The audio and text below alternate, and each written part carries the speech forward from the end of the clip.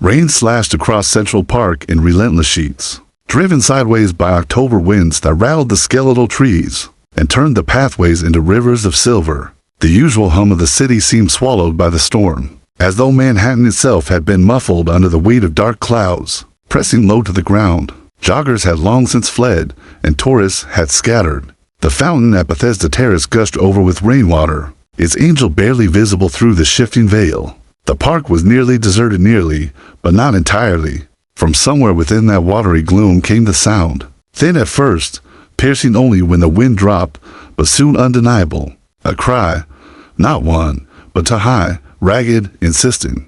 The unmistakable keening of infants abandoned to the cold. Maxwell Price heard it over the dull roar of the storm. He had dismissed his driver at the south entrance, insisting he needed to walk alone. The man had tried to argue, but Maxwell would not be dissuaded. What use was protection from the storm when grief was already drowning him? He wanted to feel the rain, let it soak his bones, let it last the sorrow from his skin. He strode aimlessly, expensive shoes sinking in the sodden ground, raindrops beating on his eyelashes until the world blurred. His phone had buzzed 3 times in his pocket, each notification a reminder of board meetings postponed, mergers stalled, and decisions waiting for his signature. The Empire Catherine had helped him believe in a $4 to $7 billion pharmaceutical juggernaut was running itself without him, yet he felt no pride, no joy, nothing at all. Not since the day Catherine's hand slipped from his, her smile fading in a sterile hospital room where all his money could not save her.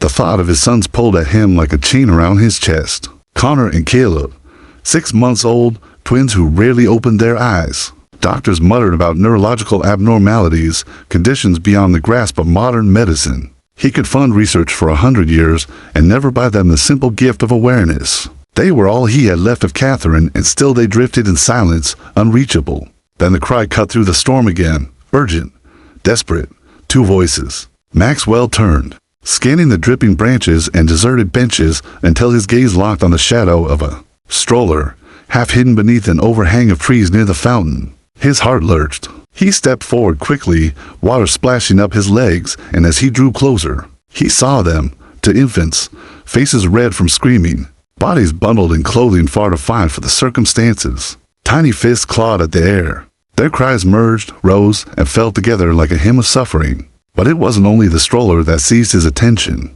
Beside it, kneeling in the mud, was a girl, no more than 13, her hair plastered to her cheeks, her jacket torn and patched in a dozen places. She looked like the storm itself had spat her out then, trembling, hollow-eyed, and in her small, shaking hands, she clutched something so out of place it made Maxwell pause. A vial, glass and slender, glowing faintly blue even in the dim light. The liquid inside seemed alive, pulsing with an otherworldly iridescence. The girl startled when she saw him, eyes flashing green against the storm. She pulled the vial to her chest, as though shielding it from him. Her body curled protectively round it. Maxwell's breath caught. The babies, their faces, their delicate features so like Connor and Caleb it chilled him. The same glassy eyes that would not quite open. The same helpless struggle for breath between sobs. For a heartbeat, Maxwell felt the world tilt. These weren't just strangers' children. They could have been his own. And in the hands of a ragged girl knelt in the storm lay something whatever that glowing vial was. That might explain why. The rain hammered harder, drumming on leaves and stone, while the cries rose above it all. And Maxwell Price, billionaire heir and broken widower, knew he had stumbled into something that could shatter the fragile shell of his grief, or change it forever. The girl froze like a cornered animal, eyes wide and glowing with a mixture of fear and defiance. Rain coursed down her face, dripping from her chin, but she didn't blink. Her arms curled protectively round the small glass vial, as if that sliver of glowing blue liquid was more valuable than her own life. Whose babies are these? Maxwell's voice was sharp, cutting through the storm. The girl flinched, then drew herself up as much as her frail frame allowed. "I ain't stealing nothing," she said, the words tumbling out with raw defensiveness. "They've been crying for hours. Nobody came back." Maxwell stepped closer to the stroller, his heart hammering. The baby's clothes were clearly designer soft cashmere blankets, tiny jackets lined with fur-trimmed things bought by people with wealth, not scraps scavenged from dumpsters. Their tiny hands reached blindly into the air, their wails jagged and breathless. "Where are their parents?" he demanded, scanning the empty pots. The curtain of rain that blurred the world into shifting shadows. The girl shook her head. Strands of wet hair plastered across her face. Don't know. Some fancy lady dropped them off. Walked away talking on her phone. Never came back. Been 3 hours. 3 hours. In this cold. In this storm. Maxwell's gut tightened. His own sons rarely cried. Sometimes he wondered if they even had the strength. These babies were hoarse from it. Desperation had carved red lines into their cheeks. Their tiny mouths opening in silent screams when their voices failed.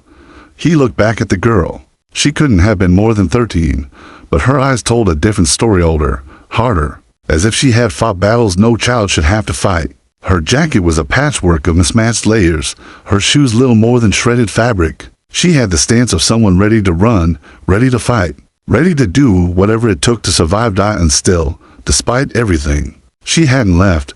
Maxwell's phone was in his hand before he realized it, thumb hovering over the emergency call button. But the glow caught his eye again, the vial clutched in her grip, radiating faint light through her fingers like a captured star. "What is that?" he asked, his voice dropping lower, colder. The girl's green eyes flickered with something he couldn't name. Fear, guilt, knowledge, nothing. She muttered, hiding it beneath her arm. "It's not nothing."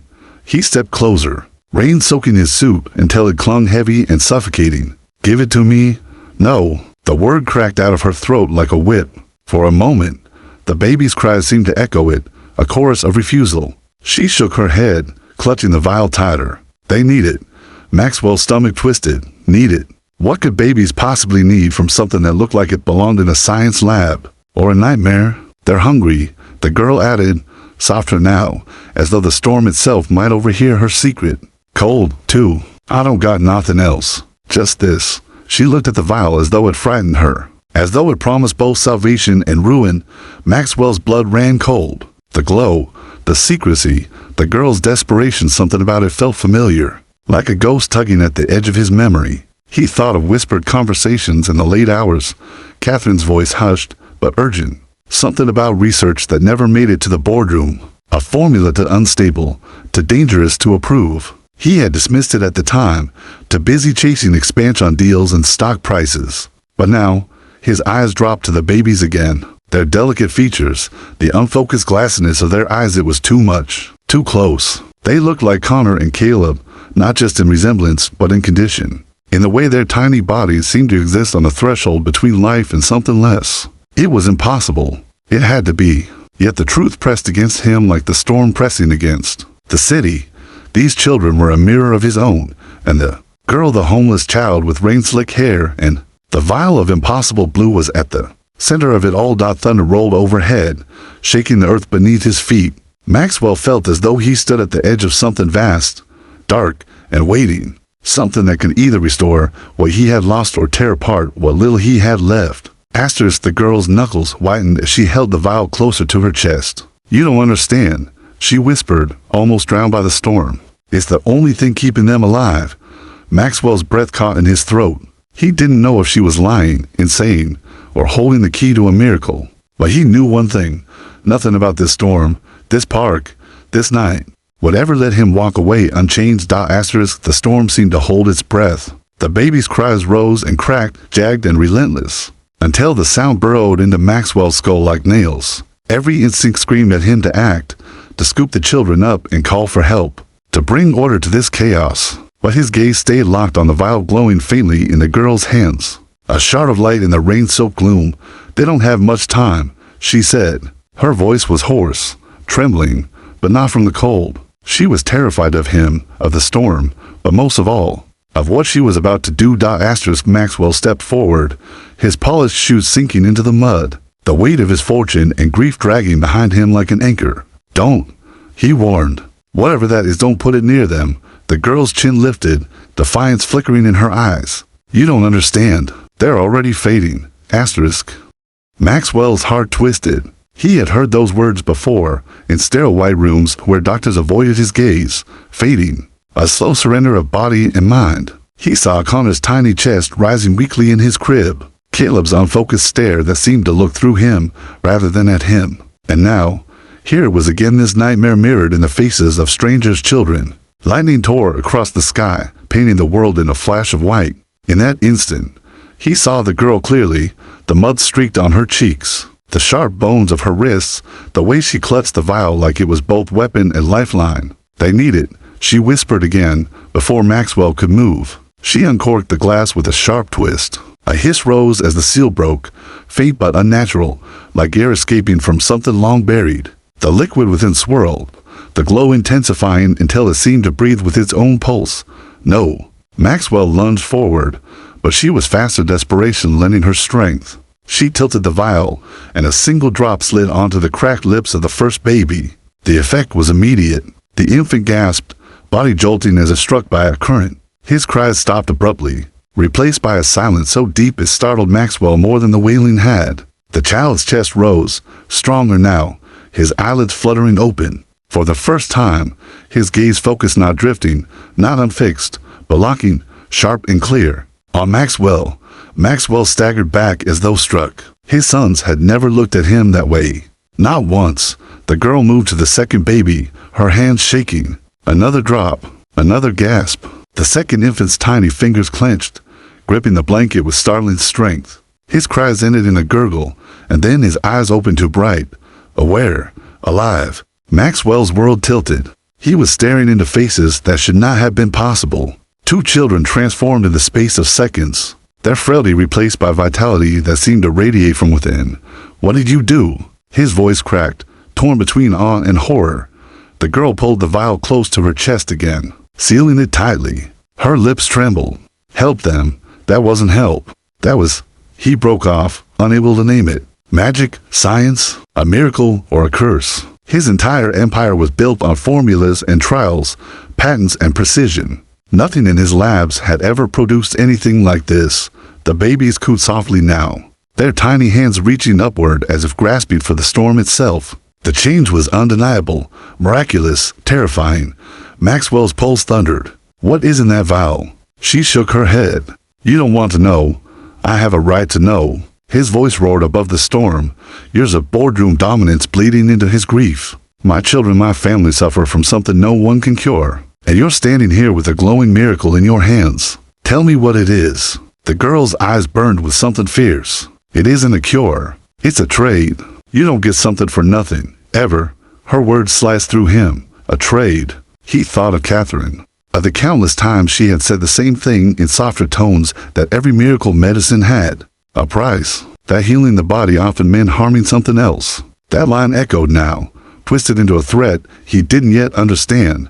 The storm roared again, drowning the silence between them. Maxwell felt the weight of choice pressing against his chest like a boulder. Call the police. Call his driver. Take the vial. Hand over the girl. Or believe.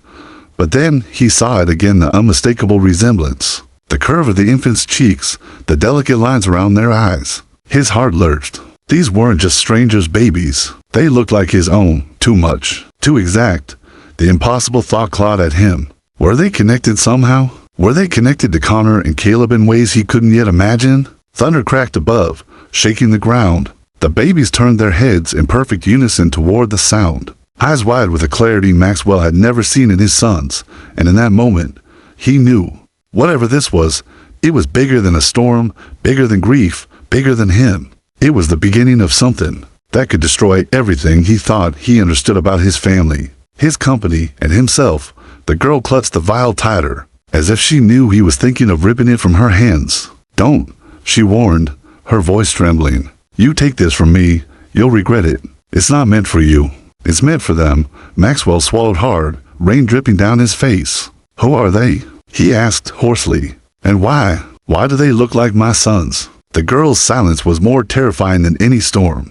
Asterisk, the storm had thinned to a steady drizzle, but the air in Central Park was heavier than ever. The babies were quiet now, their sudden stillness unsettling, as though they sensed the fragile weight of the moment. Maxwell stood rigid, the storm water dripping from his soaked suit, his mind a war zone of disbelief. The girl had drawn back from him, clutching the vial tight to her chest like a shield, her green eyes too bright. To know him for someone so young watched him with the same wary vigilance of a cornered fox. "Tell me what's in that vial," Maxwell said again, his voice softer now, but no less sharp. She shook her head. "You wouldn't believe me. Try me." Her lips parted, but no words came. Instead, She looked away, as if the truth lived in the shadows between the trees. Finally, she whispered, "It isn't mine. It was my mother's." Maxwell's heart jolted. "Your mother?" The girl nodded, her fingers tightening around the vial. "She worked for a company. A big one. A place that made medicine for people who couldn't be fixed. She used to say the world didn't want cures, it wanted customers. But she wanted to change that, so she made this. And when she realized they were going to take it from her, she ran. She hid it." Maxwell's breath caught. He didn't want to ask, didn't want to hear the name he already knew was coming. But the question clawed its way out. "What company?" The girl's eyes flicked back to his, unblinking, steady. "Price Pharmaceuticals." The world tilted. For a moment, Maxwell thought the ground had shifted beneath him. His company, his legacy, his empire, the very machine that had carried him to fortune and power, and now, perhaps, to ruin. His thoughts spun backward through memories, hushed arguments with Catherine about the direction of the company, her complaints about projects she couldn't speak of, the names of scientists he only vaguely remembered, something about experimental neuroserums, something about tests that never reached the board. He had ignored her warnings, choosing profits over whispers. Now, standing in the rain, those whispers had taken form in the hands of a homeless child. "What happened to your mother?" he asked, voice rough. The girl swallowed hard. "She never came back. One night she left, told me to hide if anyone came looking. They did. Men in dark coats. I ran. She didn't." Her eyes glistened, though she refused to cry. "I found this after, hidden where she said it would be. Said it might keep me alive one day." Maxwell felt a hollow ache in his chest. He knew the type of men she described. Corporate cleanup. Silent contracts. The board never spoke of such things. But power like his did not remain unchallenged, without shadows to defend it. He looked at the babies again, their faces softened in sleep, their breaths steady, strong. The resemblance was uncanny to uncanny. His mind reeled. Were they just a coincidence, or had his company gone further than he ever imagined? "You said it's not a cure," he pressed, voice barely above the rain. "Then what is it?" The girl's gaze sharpened. "It's a door. It opens something inside them, makes them more alive. But doors swing both ways. Once you open it, you can't close it again." Her words slithered into his mind, chilling him. He thought of Connor and Caleb, his boys lying fragile in their cribs, their lives slipping further each day. He would give anything to see them open their eyes the way these babies just had. But at what cost? The girl must have seen the hunger flash across his face, because she took a step back, her grip tightening on the vial. "Don't even think about it," she said. "This isn't yours. You don't know what it does." Not really. Maxwell wanted to demand answers, wanted to seize the vial and storm away. But something in her voice stopped him. She wasn't just afraid for herself, she was afraid for him. For anyone who touched the liquid.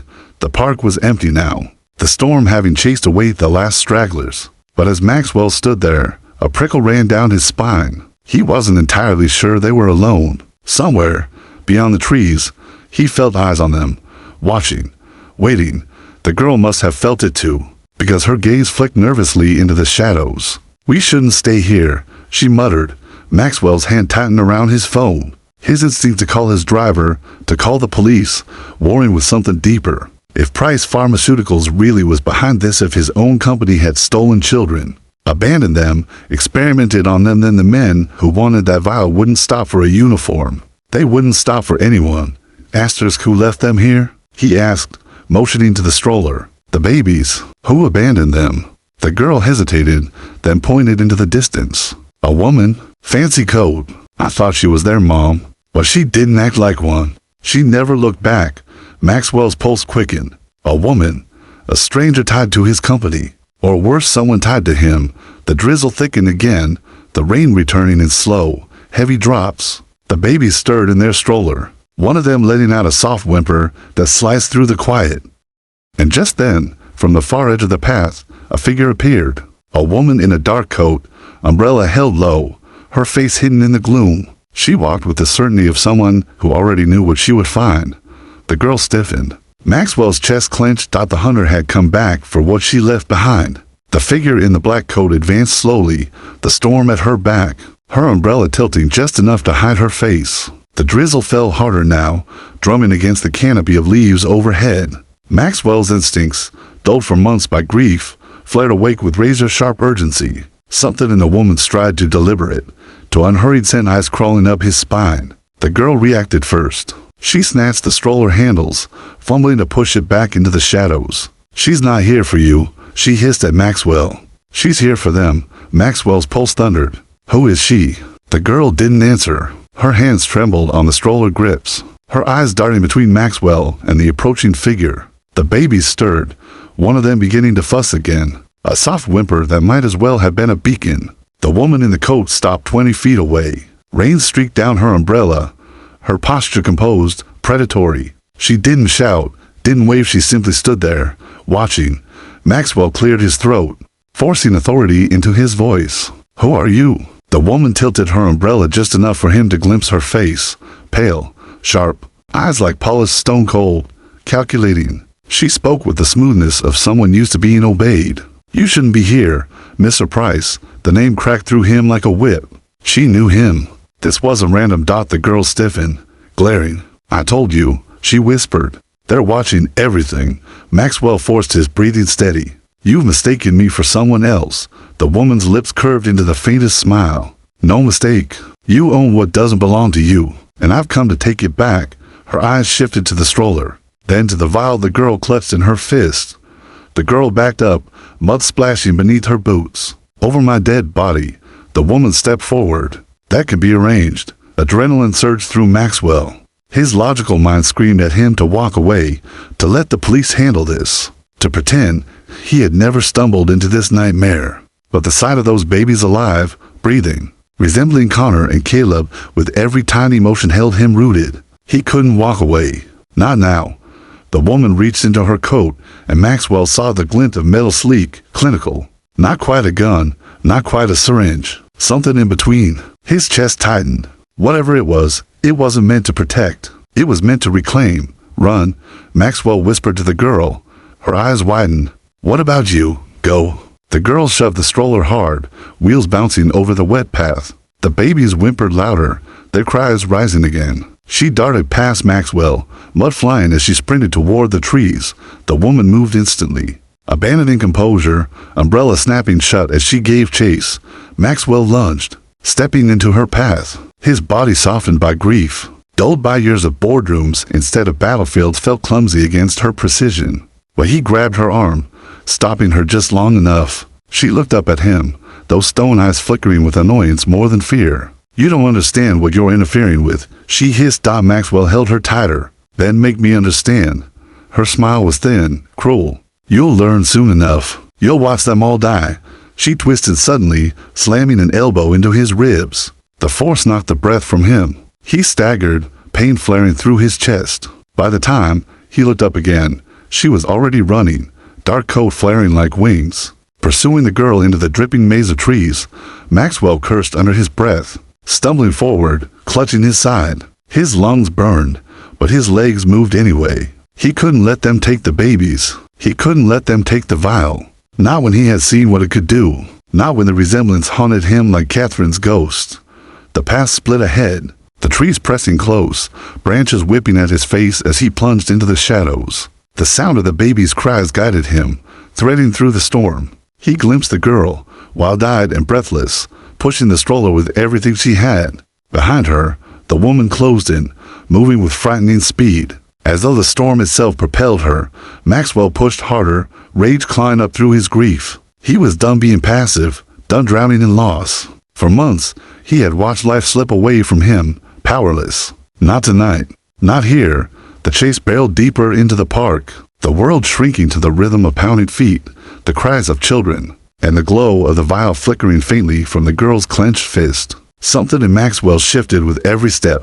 He wasn't a grieving widower anymore. He was a father, and fathers fought, and in the shadows behind them, unseen by any of the three, more figures moved silently through the trees, watchers in the storm. Drawn by the sound of pursuit, closing in, the rain had slowed, but the night carried the echo of violence. Maxwell stumbled through the dripping branches, lungs burning, ribs aching where the woman's elbow had driven deep. Ahead, he caught glimpses of the stroller's wheels jarring over roots and puddles, the girl's small frame straining against the weight. The baby's cries rose and fell like a siren, guiding him through the storm-choked park. and behind it all footsteps. More than one pair now. The first woman wasn't alone. Others had been waiting, circling, closing in like wolves.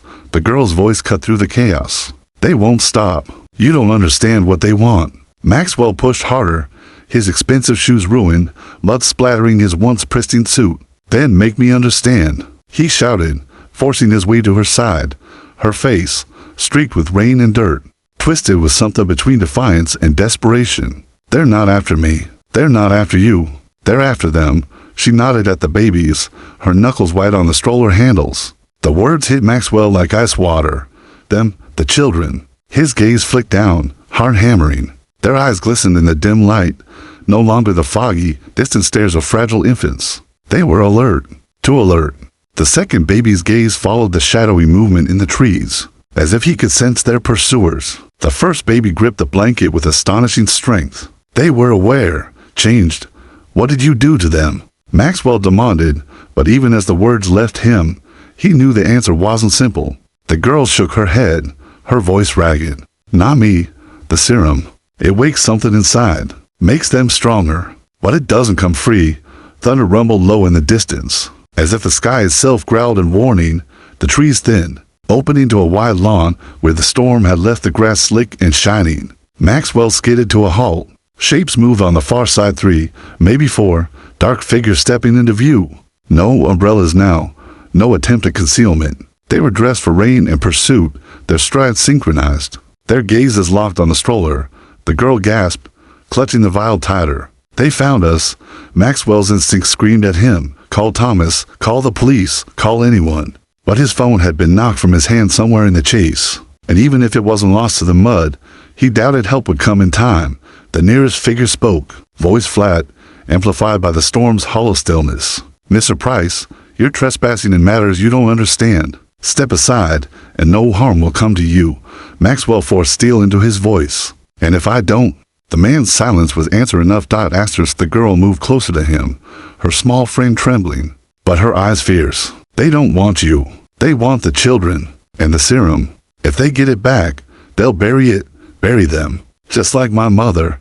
The name struck him again. Mother, Price Pharmaceuticals. Secrets whispered in Catherine's voice long ago. His wife had known something. He was certain now. And the girl's story wasn't fantasy. It was a thread of truth winding through his empire's shadows. Maxwell straightened, squaring his shoulders despite the ache in his ribs. You'll have to go through me first. The girl stared at him, startled. For the first time, trust flickered in her eyes. The agents stepped forward in unison. But before they could close the distance, one of the babies let out a sound. Not a cry, a laugh, high-pitched, sudden, uncanny. The sound froze everyone in place. The infant's eyes glowed faintly in the gloom just for an instant. A flicker of the same impossible blue that pulsed in the vial. Maxwell's breath caught. The girl's face went pale. The men in black did not hesitate. They broke into a run. Go!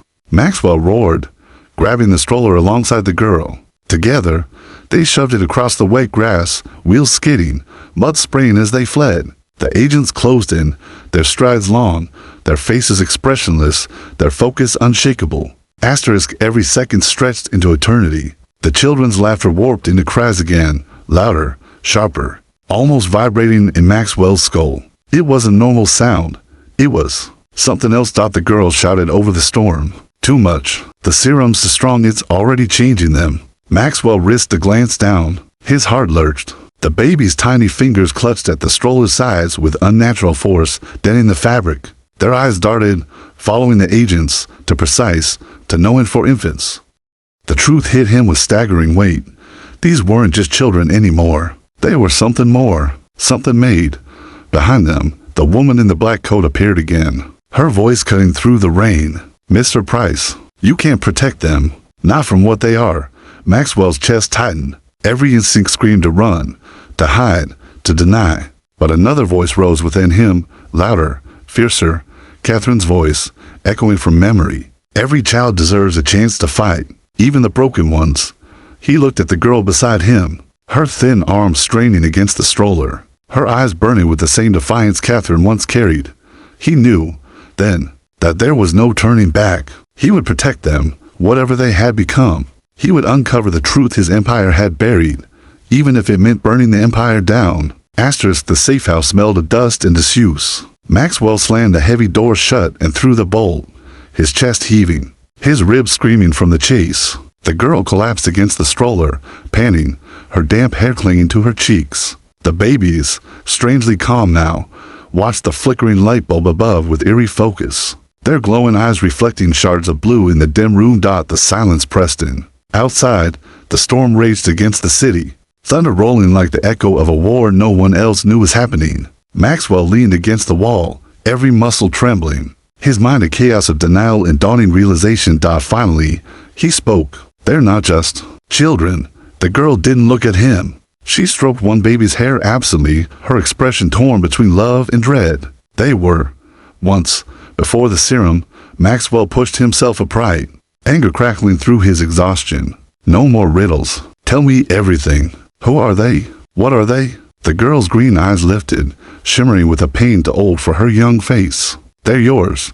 The words punched the air from his lungs. He stumbled, his hand gripping the wall for balance. No, that's impossible. They are, she insisted. Connor and Caleb, your sons. The ones you think are at home, fading away in their cribs. They're not. They've been swapped, taken. You've been living with husk shells while the real ones were part of the experiments. My mother tried to stop it, tried to save them, but they were already too far gone. She told me to keep them safe, to hide them until I found you. Maxwell's world cracked open. His heart hammered, denial roaring in his head, but the evidence was right there, those tiny faces, identical down to the smallest curve of the chin, their sudden awareness, their impossible vitality. Catherine's features staring back at him, alive in a way his sons never had been. He sank to his knees beside the stroller, tears mingling with the rain still dripping from his hair. Dear God, his hand trembled as he reached out. One of the babies gripped his finger with startling strength, blue light flickering beneath translucent skin. Maxwell shuddered. It was Connor's grip. It had to be. The girl's voice broke through, ragged. My mother called it Project Seraph. They wanted to build more than cures. They wanted to build the next step. Children who wouldn't just survive sickness, they'd outgrow it, evolve past it. But something went wrong. The serum was unstable. It burned through them too fast. Most didn't survive. Your wife, she hesitated.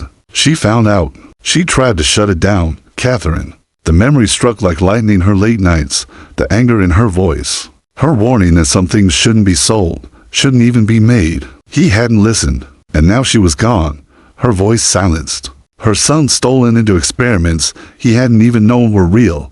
Rage boiled in him, sharper than grief. They used my children. His voice was raw, breaking. My own blood, as test subjects. The girl nodded, her eyes wet. She died trying to stop them. My mom. And then they came for me. But I found the serum. I kept it. Just enough to keep your sons alive. Just enough to prove it was real. Maxwell staggered to his feet, the fury inside him white hot. Then I'll burn it all down. Every lab, every board member, every shadow that touched this. But the girl caught his arm, her grip surprisingly strong. Wait, there's more. She lifted the vial, its glow faint now, nearly spent. Only a few drops remain, swirling sluggishly. This is the last of it. Once it's gone forever. They'll keep changing, but it won't last without more. And the men outside they'll kill for even this. Maxwell stared at the vial, the glow reflected in his eyes. 1,000 boardroom decisions, billions of dollars. Years of empire all meaningless compared to what shimmered in that glass. The girl's voice softened. You have to choose. The serum can save them for now, or it can save you. One dose might heal the brokenness inside you, give you the strength to fight them, to tear down what your company became. But not both, not them and you. The babies stirred, their eyes glowing faintly, their cries building into something unnatural, vibrations that rattled the light bulb overhead. Maxwell realized the serum wasn't just making them stronger, it was making them different, evolving them into something beyond human. His breath shuddered. He saw Catherine smile in their faces, her hope, her belief that love could carry even the broken. His sons, his only family left, but he also felt the weight of the girl's words. A dose for him could make him the weapon they needed. Without it, he might be powerless against the machine he himself had built. The vial glowed between them, pulsing like a heart. The girl whispered, "So what will it be? Mr. Price, will you save them? Or save yourself?" Maxwell's hand hovered in the air, torn between the impossible. Thunder split the night, shaking the walls, and then blackness. The safe house door shuddered under the weight of fists, voices shouting, boots pounding closer. The choice could no longer wait. Maxwell Price's decision would shatter the world.